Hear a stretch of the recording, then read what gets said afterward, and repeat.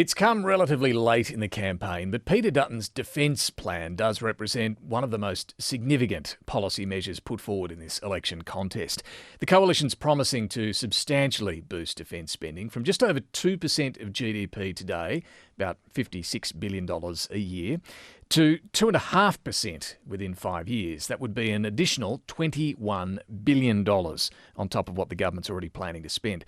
Then over the decade, defence spending would hit 3% of GDP, which is what Donald Trump is demanding of allies. Now, the opposition leader isn't pretending the money will just come out of thin air. He is saying this would, at least in part, be funded through reversing the Labor government's tax cut. In other words, he's asking Australians to pay a higher rate of tax to fund a bigger military. What he hasn't done, however, is specified exactly what he wants to buy with this additional defence spending. He's not produced a shopping list of defence kit that he wants to purchase. Now, plenty of other countries have, of course, been moving down this path of higher defence spending since Donald Trump's return to the White House. The volatility, the uncertainty that's brought. We've seen countries in Europe, Japan, even New Zealand increase their defence spending. So does Australia need to do the same? And what sort of defence force do we really need?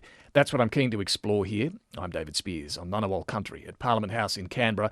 Welcome to Insiders on Background.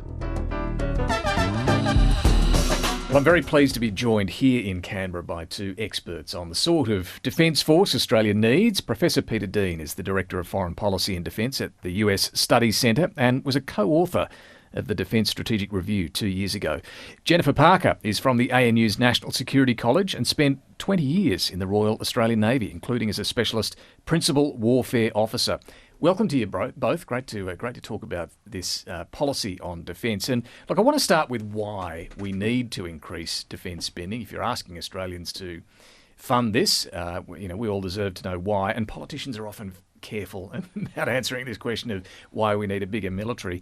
Peter Dutton did point yesterday to China and the potential for conflict over Taiwan, and I found it interesting that his Shadow Defence Minister Andrew Hastie also pointed to the US, the fact that Donald Trump is unpredictable, that they are adopting a more America First priority, and that we can't take everything for granted were his words. So is that about it? Jen, to you first, that it's the threat of China in this region, but also the growing unreliability of Trump as well? Look, I don't necessarily refer to the US as unreliable as an ally, but I would say that there's kind of two reasons. Yes, there's the China factor in our region, which I think we'll delve into further. The second is the deterioration of global rules and norms, and that's a really kind of woolly word. But what are we seeing? We're seeing states increasingly reverting to the use of power to achieve their aims. Like in Ukraine. Also like in the Middle East.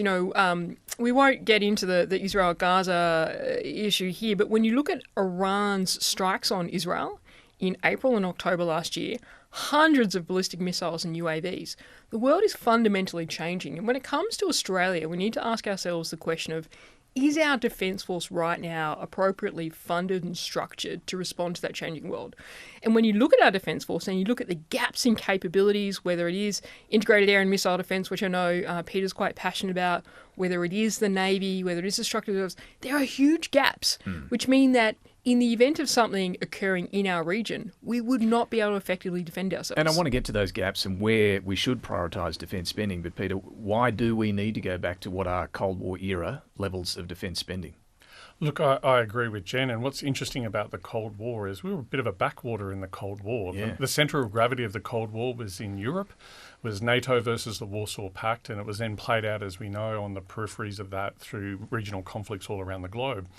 The difference is now we're at the centre of gravity for where the greatest strategic changes are happening on the globe. We're at the centre of gravity of where the greatest economic power is in the world and a large number of nuclear-powered states.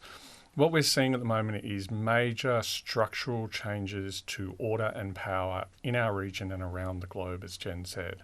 These are big things that happen, not very often in history, and we're living through one of them at the moment. And then if you lay on top what Jen said about states willing to use force to change that strategic order and achieve their outcomes, you also have the Donald Trump factor.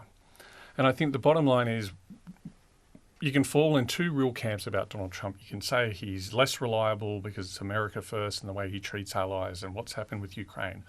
Well, wouldn't the argument then be you need to be more self-reliant away from America, which would require you to spend more on defence? Or you could say, no, America is still a reliable ally. Yes, Donald Trump's doing things a bit differently. But if you are still lined up to that side of the things, what Donald Trump is saying, well, we spend 3.49% of defence in the US. We expect now NATO, the new NATO standard is 3% of GDP on defence, and they expect US allies to pay their way to not free ride off the back of the United States of America. So whether you're concerned about Trump or you think he's going to be okay, either way, we need to increase defence spending. Exactly. Right. So, and that's reflective actually of the nature of the world and the region we live in. I think the other important thing is geography. We've got a great geographical advantage in our country, but that geographical advantage doesn't hold the same power that it did 10 or 20 years ago.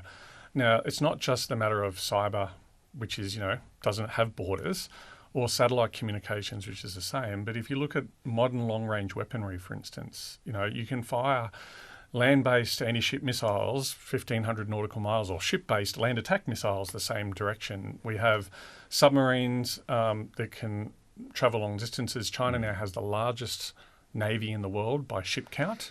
And we've seen, something pretty unprecedented, that the Chinese Navy did a circumnavigation around Australia and stopped along the way to do some unannounced live fire exercises. We live in a much more uncertain world. And our distance is no longer our And the protection. distance it's still really powerful, important to us, but it doesn't hold the same defensive cachet that it used to. And it's a difficult proposition, and defence is like an insurance policy. A good analogy maybe is to climate change. As we've seen climate change happen, we've seen more bushfires, we're seeing more floods, we've seen more this. People aren't liable to then go, well, I just won't bother to pay my insurance on my house because if it floods, it floods, when the flood's going to more likely come and happen. And the same with bushfires. Defence is basically a national insurance policy on our overall security. In periods of low risk, your premiums are low. At periods of high risk, your premiums can be very high. And if conflict does break out, it can be existential. So I guess with an insurance premium, you want to know what you're going to get right before you put the money down. Yes. That brings us to Peter Dutton's announcement yesterday, this long-awaited defence policy. He set the funding targets, 2.5% of GDP within 5 years. That would be an extra $21 billion on top of what's planned to be spent. And then 3% over the decade. But he has not gone into specifics, Jennifer, about what kit he wants to buy. And there's been some criticism of that, including from the government. What do you think? Is it right to set the funding target first, or should there be the shopping list of here's what we want to buy? Look, I don't actually think government announcements about shopping lists of what we want to buy are helpful. I actually think that defence are the experts, and defence should be putting to government, the coalition, whoever's developing the policy, what they think they need. But what I would have liked to have seen is, what are the areas of focus, right? So what do we think we need to address? And He did name some, to be fair, didn't he? Drones, missiles. But that's kit. But Right. that's kit, right? So what are you talking about? So what I'm talking about is, okay, we talked about our distance being a strength, not as much of a strength. Well, our distance is also a vulnerability, right? So your distance is only a strength if you have the capabilities to make it a strength. That means the ability to project power, the ability to deal with issues further from your coast, the ability to protect sea lines of communications. Which is our maritime trade. So I guess what I would have liked to have seen is we need to increase this because we need to address our force posture. Our force posture isn't correct. For example, we have gaps in the northwest. There's no bases anywhere near there. We have a lot of goods coming in and out, supports our mining industry. So looking at our posture. You're saying you would have liked to have seen a clearer articulation of here are our vulnerabilities and here's what we want to fix. Absolutely. Not announcing of kit, so not missiles or drones, because really that's what the experts should be recommending. But where are the areas we see gaps and how do we intend on kind of addressing those? So key themes. Do you agree with that, Peter? Look, I think a little from column A and a little from column B.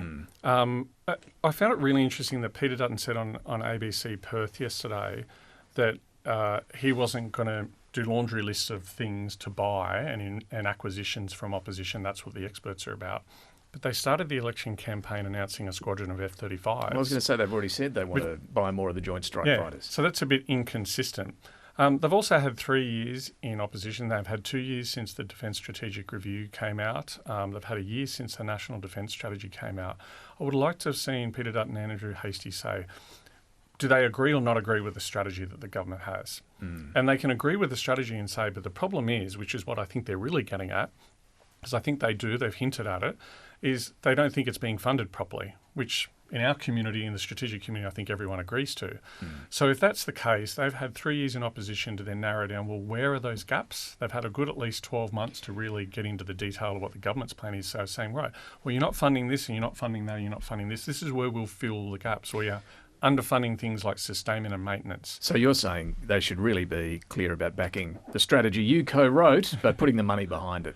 Yeah, and if they don't agree with the strategy, that's fine, but they should articulate why they disagree with it, why they're going to go in a different direction, and how their money's going to fund that. So let's get to what we need to actually fund. Just on the Joint Strike Fighters, where would they sit on the list of priorities? Do we need more, Jennifer? Look, for me, that's very low on the list of priorities. Right. Look, I think why is that? Because when we look at where our vulnerabilities are right now, we have issues, as I mentioned before, with integrated air and missile defence. It's the ability to defend our bases, critical infrastructure and deployed units against ballistic and cruise missiles. We have issues when it comes to counter-drone capability, defending our bases against those, defending our units against those. We've seen drones used in the Red Sea. I'd hesitate to question about what the ability of our ships are to defend against those. So your priorities are really defending our ships at sea and our bases here from missiles and drones. And kind of looking at our power projection capabilities, which an F-35 is not. It has quite limited range. And then finally looking at how we fix our reserve structure, which is going to cost money, to actually make that a reliable capability. So I guess when it comes to, 28 more F-35s, look, in an ideal world, yes, absolutely, it would be great. But in terms of current priorities, no. There's also an issue with getting on the production line in any meaningful time frame. Well, that's a good point too. And I want to circle back to your reserves point there, because I think this is interesting too. But Peter, just on the Joint Strike Fighters, where do they fit in your... It's not on my list. Right. And it's not on the DSR's list. The why... DSR removed that squadron. Now, why is that? What can they do? What can't they do? It was never funded in the first place, let's be clear. And $3 billion will buy you the aircraft. It won't buy you the pilots, the maintenance, the fuel, the running costs, the ammunition, the weapons, the infrastructure. So we're really talking about $9 or $10 billion here. And it goes to Jen's point. It would be nice to have more air combat capability. But if you look at Air Force for a start, it doesn't have enough pilots, it doesn't have enough ground crew, it doesn't have enough infrastructure, it doesn't have an integrated air and missile defence system to defend its bases. It doesn't have enough weapons. Like, we have a guided weapons and explosive ordnance plan, which is, when you look at the risk of major war, your consumption of weapons and fuel and other stocks goes up, what you call your readiness and preparedness. So why is he costs a lot of money. Who's he talking to that said this is a good idea? A fighter pilot, I'm sure. Right. Okay. Well, it was part of a list of, it goes back to the previous coalition government's commitments. But, Peter Dutton and the coalition have a bit of a credibility problem on this.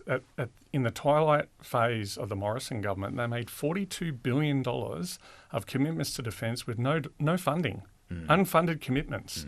And that was the legacy this government had to deal with. So what's the priority? I think they've gone back to where they were. So just pick something out of that. What do you think should be the priority? Just remind us what's in the strategic review that hasn't been properly funded. So, as we were mentioning before, integrated air and missile defence is key. That is what we call an all-domain responsibility. So we do have capability in Navy, Army and Air Force, but we don't have a dedicated, for instance, medium-range surface-to-air missile system. That is a medium-range system to shoot down ballistic and cruise missiles. And where would they, just to explain to listeners, where would they sit? Are we talking about on our northern bases? Yeah, so a core part of the DSR was what we call the Northern Base Network, was funneling money into the infrastructure and setting up. That's our front line of defence, and that's our bases for power projection as well. So that's those bases across the north of Australia, from Exmouth through to Tyndall and Darwin, through across to Cape York Peninsula. And these would be able to shoot missiles out of the sky that are heading their way? Absolutely. Okay. Yeah.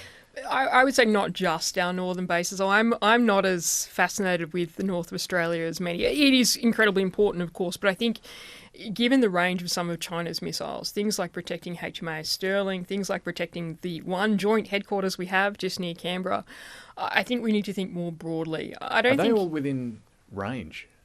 Could be. depending on where China has its missiles deployed.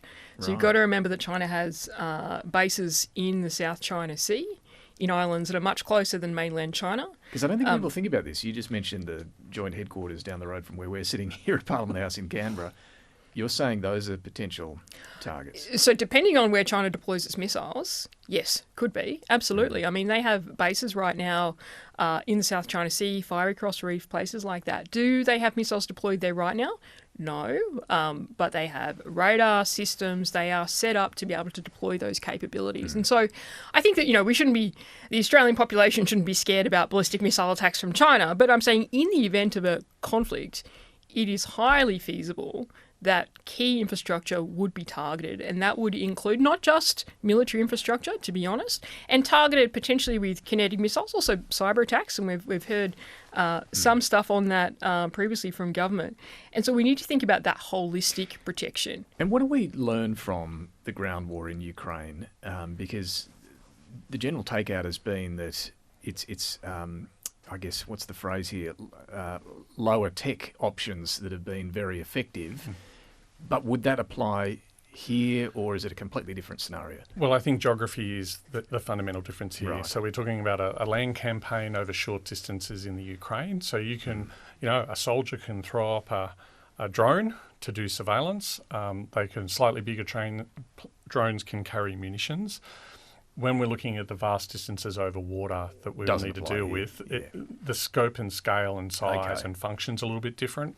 But many of those lessons are still very pertinent. I think one of the key lessons of this is about, if you want your military, if you unfortunately end up in a major scale conflict, your military has to be able to sustain itself and maintain itself in the fight.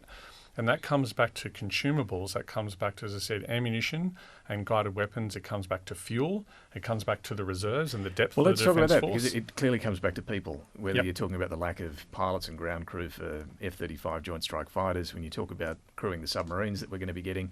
We already have a recruitment and retention problem in defence. How serious is it, Jen, and how do we fix it? I think we have a recruitment problem. I'm actually not convinced that we have a retention problem. Right.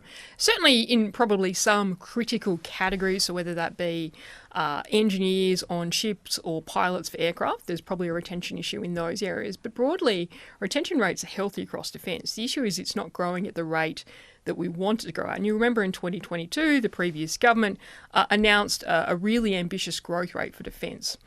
I think part of the problem, we definitely have a recruitment issue, but I'll come back to that. I think part of the problem with the workforce issue is we keep talking about workforce, but we should be talking about capacity. So what is the capacity of defence to deal with issues? Workforce is one lever, absolutely. Structure is another lever. So if you continue to establish more hierarchy that requires more staff, so you're eating up that capacity in workforce. The processes applied, so the levels at which delegations sit, is also a capacity conversation, right? And many, if you're in defence, you'll laugh at this. And this may or may not be true. It used to be true. For somebody to travel overseas, you needed a 2-star to sign off on it, right? Those delegations are at the wrong level.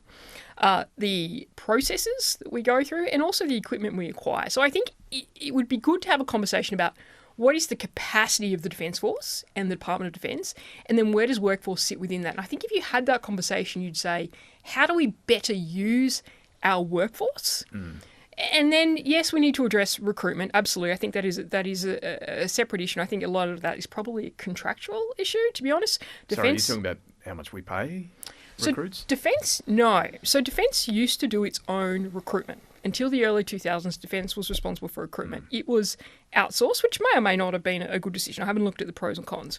Since then, Defence has struggled through 2 different contracts to recruit people, with it being outsourced, right? Because, I mean, potentially it's just not something that companies can make money off. So what happens in that is when it's under-resourced and it's outsourced, the applications, which we don't get the application rates publicly, that would tell us a lot, but the applications take longer. And so Matt Keogh said earlier this year, I think it was, maybe late last year, that it had been taking 300 days from the time that you called. Extraordinary. And I've got to say, anecdotally, I get a lot of emails from the public when I talk about recruitment issues kind of confirming this, right? So somebody calls up. Wait that long? Exactly, when people have other opportunities. And look, I can't remember how long it took me to be recruited when I was back in defence. That was a very long time ago. It was a couple of months, right? I think I was 17, I called recruitment, and I was in the Naval College in a couple of months. So I think there are factors like that. And the thing is, you can do free TAFE now, take up a trade, and you can start earning money. And these are not new problems. I spent 13 years as a reservist, and when I had young soldiers come to me as an Army reservist and say, I want to transfer to the regular Army, it would take 12 months inside the system to do that. The fastest way was to resign from the reserves and then walk into a recruiting station and reapply to become a regular soldier. Right.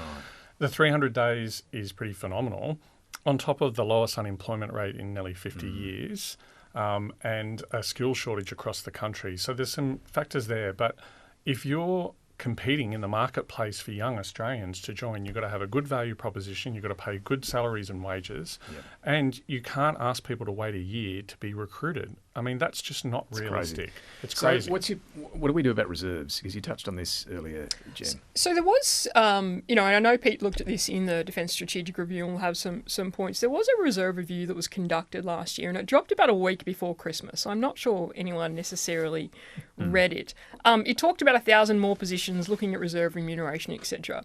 My issue with it is I don't think it has looked at reserves holistically in terms of what is the contribution reserves play to our force and how do we want to think about that. So Army is a little bit different to Navy and Air Force. They do recruit reserves directly off the street.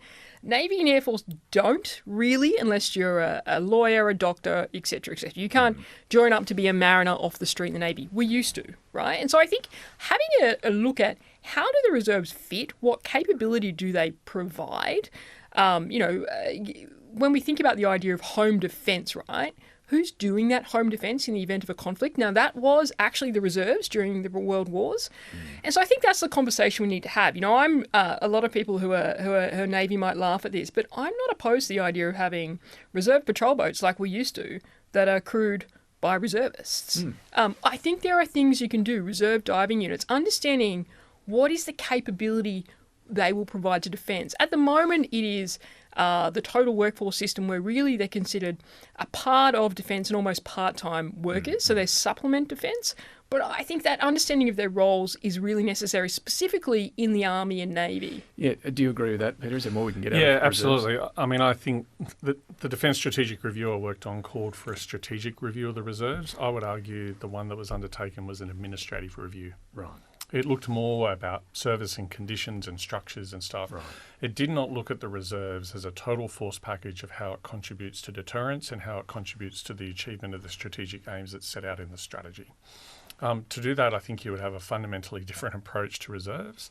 Certainly the Army, as Jen said, has a different approach. The Army's moved back to a two-division model. So one division is the regular Army full-time division, and the reserves is the second division. It has a role to secure that northern base network in the time of conflict we talked about. It also has a role of civil aid to the community, so particularly important role in bushfires and flood assistance, and we've seen them called out. And the big bushfires we had a few years ago, they had a core role to play in that. But I really think if you look at that seriously, you would need to look at an expansion of the reserves, and you would need to look at the different structures of reserve service. If you go way back into the depths of history, into the 1990s and stuff, we used to have a ready reserve scheme, for instance, where people came in the 1990s, they did a full year as a regular soldier, and we know that the gap year program, where people from school or whatever have a gap year, is a very, very successful defence program.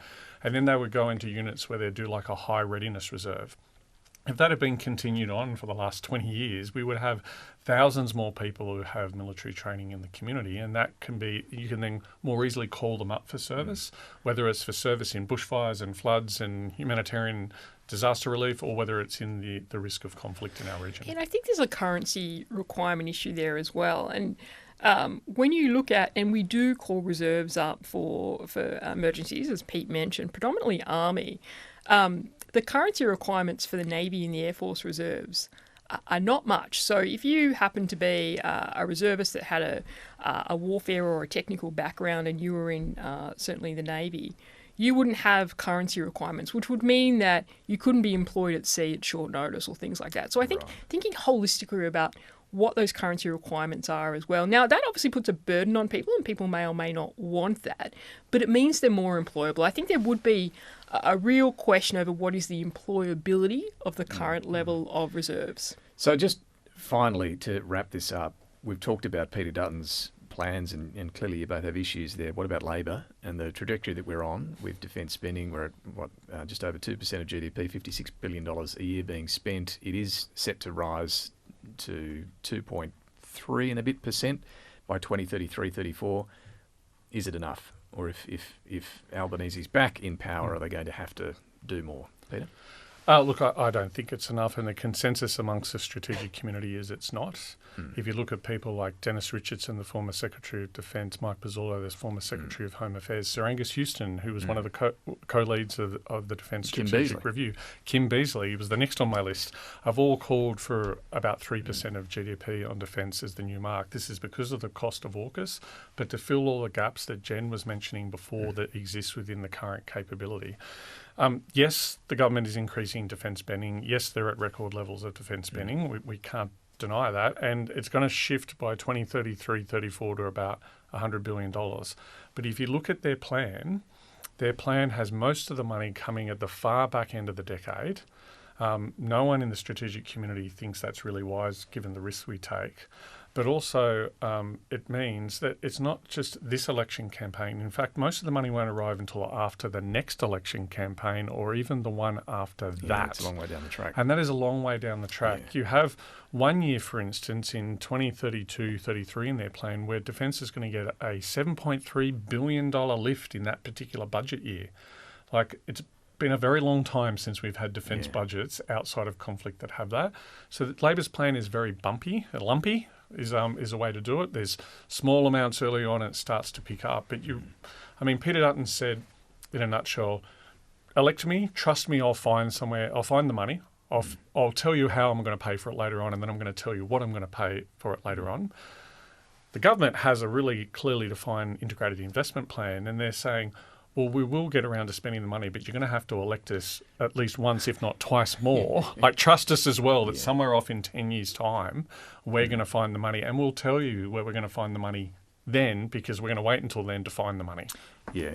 Jennifer, just a final comment from you. Yeah, look, I think it's important to acknowledge that the current government has increased defence spending, the first government to do so since 2016. So this whole rhetoric in the last week that the government cut $80 billion from defence, it's just not true. That was the programs they cancelled, like armoured land vehicles, to put money into AUKUS. So what it actually was the reprioritisation of the IIP, which went through, so the Integrated Investment Program went through a large reprioritisation between the DSR and last year's launch in 2024. The IIP is reprioritised every 6 months, not to that degree, but it is reprioritised and goes to government every 6 months. It's a classified document. We don't talk about the reprioritisation of that as cuts, so that's a bit of a furphy. But I guess the question for the government is, can defence currently deal with the threats that it is facing? And I honestly do not know anyone in defence that would say yes. So then there's a problem of how do you address that? Now, that's not all just money. It can be acquisition processes. It can be structures we've talked about. But a lot of it is money. I mean, you don't cut your mine warfare ship program from your integrated investment program for a country like Australia because you don't think we need mine warfare ships, right? You cut it because you don't have enough money. You don't cut your replenishment ship program for a country like Australia, island nation, right, because you think we don't need them. You cut it because you don't have enough money. So I think whoever is in government is going to have to deal with this, and quickly. It's really interesting. The opposition has a bucket of money with no plan, and the government has a plan with not enough money. If you put the two of those things together, if you take the government's plan and the integrated investment plan and you put the coalition's funding against it, I'd have to look at the details in a little bit more, but I think you'd basically actually fund the plan that we have properly. So if the government can get together with a coalition and they can agree to a funding envelope with the plan that they've got, between the two of them, they have a very sound defence approach, because we have an old saying in our game that strategy without funding is not strategy, but funding without a strategy is still not strategy either. So one has funding and the other one has strategy. And if you put the two together, you actually have a comprehensive approach, I think. I think that's an excellent point on which to finish what's been a fascinating conversation. Jennifer Parker, Peter Dean, good to talk to both of you. Thank you. Thanks so much. And thanks for your company. Do drop us a line if you have any thoughts. insiders@abc.net.au. We'll have more on this on Sunday morning. We're actually going to be broadcasting live from the marginal seat of McEwen in Victoria. So hope you can join us then, 9 a.m. on ABC TV.